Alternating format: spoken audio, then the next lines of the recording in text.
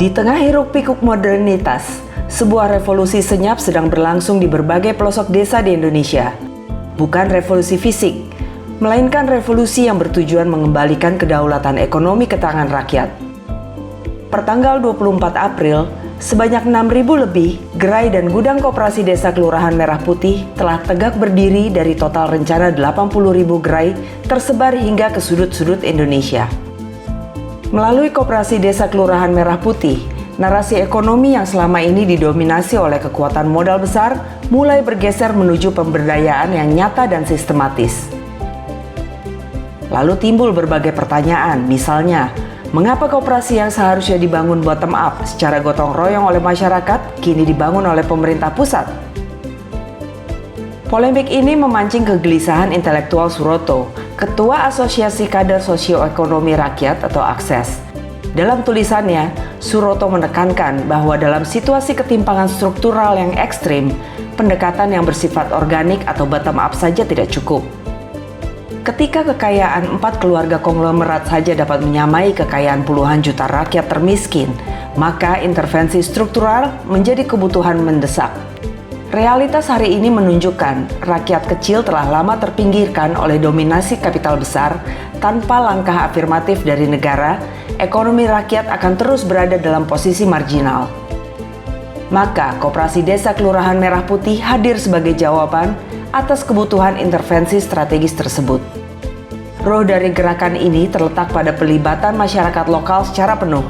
Setiap gerai KDKMP yang sudah siap beroperasi akan membuka 17 lowongan kerja bagi warga desa setempat untuk mengisi posisi kasir, pramuniaga, pengemudi, satpam hingga asisten gerai. Para pegawai KDKMP nantinya akan bekerja sama dengan pengurus koperasi untuk bersinergi dengan semangat kolektif memajukan koperasi desanya. Koperasi Desa Kelurahan Merah Putih berorientasi mewujudkan kesejahteraan anggotanya, di mana keuntungannya akan dibagi langsung untuk seluruh masyarakat di desa. Pertumbuhan aset dan usaha ditentukan oleh partisipasi kolektif masyarakat desa. Hal ini sejalan dengan visi Suroto mengenai peran negara, yakni negara harus bisa mengambil peran strategis sebagai fasilitator melalui desain kebijakan yang sistematis. Namun, keterlibatan ini bersifat sementara, hingga KDKMP memiliki kapasitas dan posisi tawar yang cukup untuk menghadapi dominasi pasar dan memperkuat daya saingnya. Setelah hal ini tercapai, pada akhirnya proses deofisialisasi menjadi sangat penting agar koperasi benar-benar tumbuh menjadi entitas yang mandiri, otonom, dan demokratis.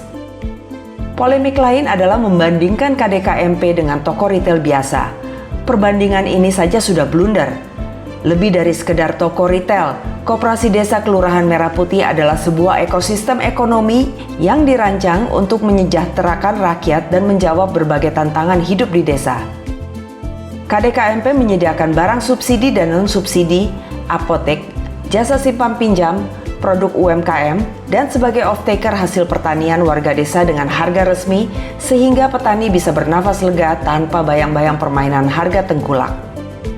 Maka agar KDKMP berhasil, perlu kerjasama erat lintas sektor melibatkan pemerintah daerah, dinas terkait, dan unsur TNI Polri. Membangun ekonomi berbasis koperasi di Indonesia memang butuh keberanian politik yang nyata demi menghapus sisa-sisa ketimpangan politik masa lalu.